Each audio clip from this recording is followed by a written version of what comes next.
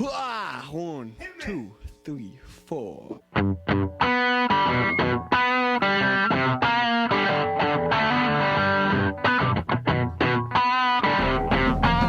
All right, we're grappling with the text. We're today in 1 Peter chapter 2, verses 11 and 12. And this is, in fact, the perfect time for us to step back and look at what's going on in 1 Peter. Now, here's the whole thing. I know you can't read it, but you're not supposed to be able. If you can read this, you got like raccoon eyes. But this lets you see the structure of 1 Peter. We have the greetings, and then we have the great thanksgiving. And then really from chapter 1, verse 13 to chapter 2, verse 10, so this whole section here, this has to do with what it means to be the children of God.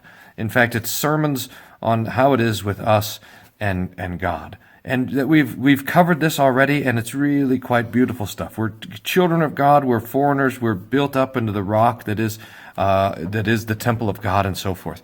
Now, we're entering into the next major section, which is going to be from 1 Peter chapter 2, 11, all the way down to, let me look over here, 1 Peter chapter 3, verse 13.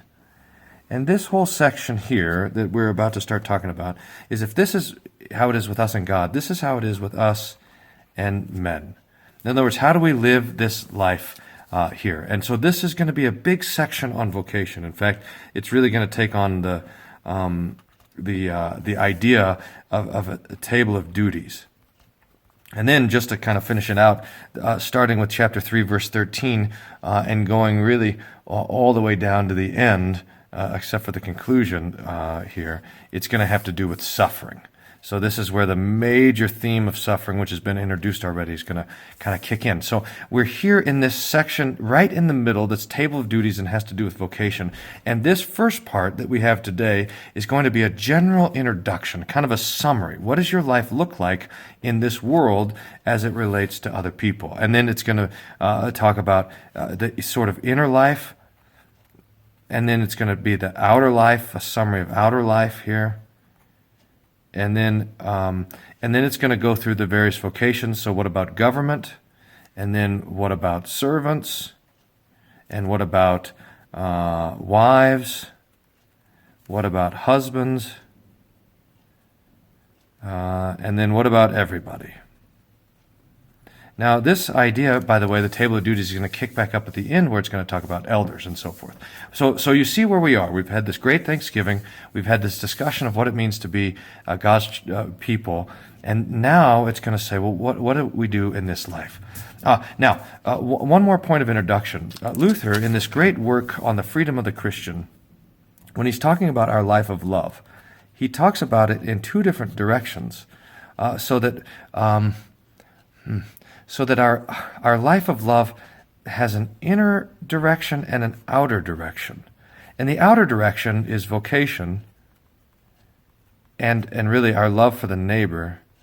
But there's also this inner direction of sanctification, which we probably don't talk about enough, but this is the fight against the flesh. It's what Paul talks about when he talks about the flesh in the terms of the flesh versus the spirit, and how those two are in war with one another. They don't do what they want to do. You have these two things fighting against each other. And really, this is where then our life of living amongst other people is going to begin, that we're fighting against our own sinful flesh, our own sinful nature, the concupiscence, the infection of our nature and its tendency to sin. So here it is from Peter. Beloved, I beg you, as foreigners, this, by the way, foreigners is an idea that he's picking up on from the beginning. Let's see, foreigners was here, chapter 1, verse 17, and now it's here again, foreigners. So he's kind of picking back up on that theme.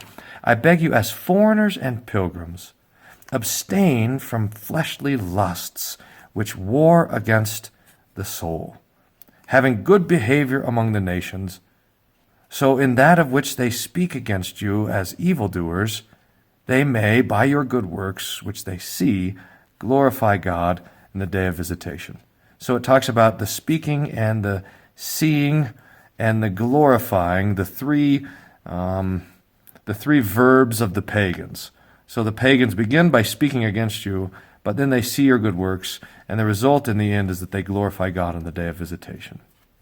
But here's where the key thing is, that Peter's saying that we live as strangers, pilgrims, and foreigners, that we are not, as Paul says in Romans chapter 12, verses 1 and following, that we are not conformed to this world, that we don't take the shape of those things that are around us. Now, I've been thinking about this quite a bit. If you can think of kind of ideas as a cloud, and there's just and these clouds sort of, the idea cloud is always moving around. So at one point, it was a little bit strange to think that two men could be married to one another. That idea was kind of out here outside the cloud, but the cloud is gone, and now that idea is right in the cloud. It's the kind of normal thing.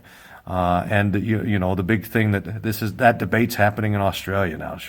Should two men be married and that sort of thing. So the cloud is moving, and then you get another cloud over here, like I don't know, the abortion question. Hey, that doesn't make sense to do that. But then the cloud sort of shifts and it moves from over here.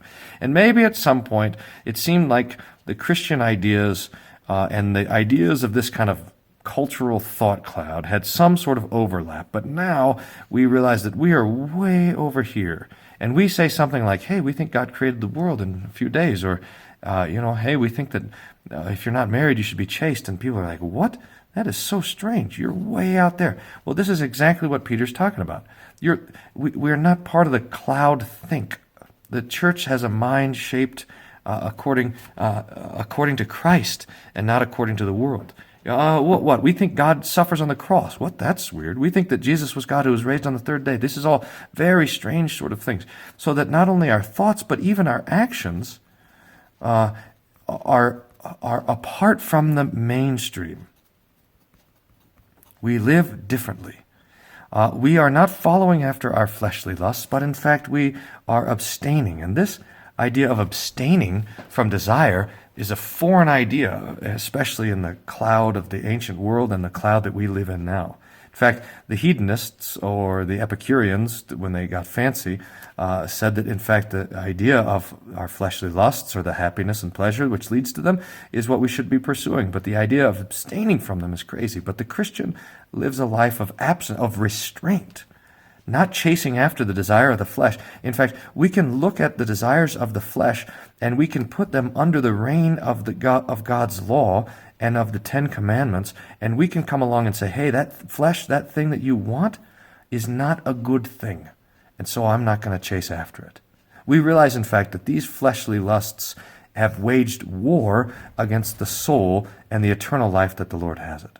So as pilgrims, we're living a life apart from these things.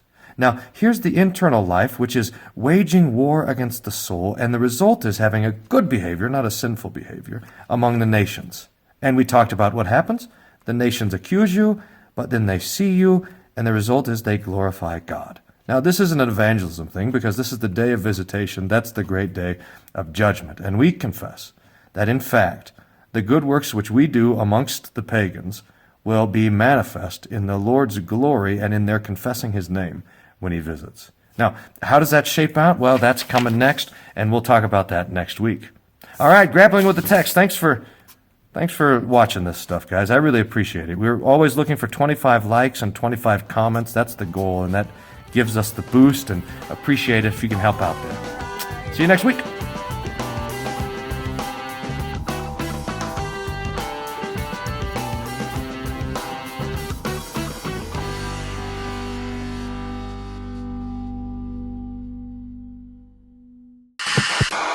Worldview Everlasting is solid, Christian, and free because it is viewer supported. Your monthly gift of $5, $10, or $25 is the reason that we can continue to improve and expand these tools for online Christian outreach and discipleship. To make a one-time donation, sign up for the Lutheran Ninja Clan regular giving, or to find information about how to put Worldview Everlasting in your congregation's budget, click Donate Now.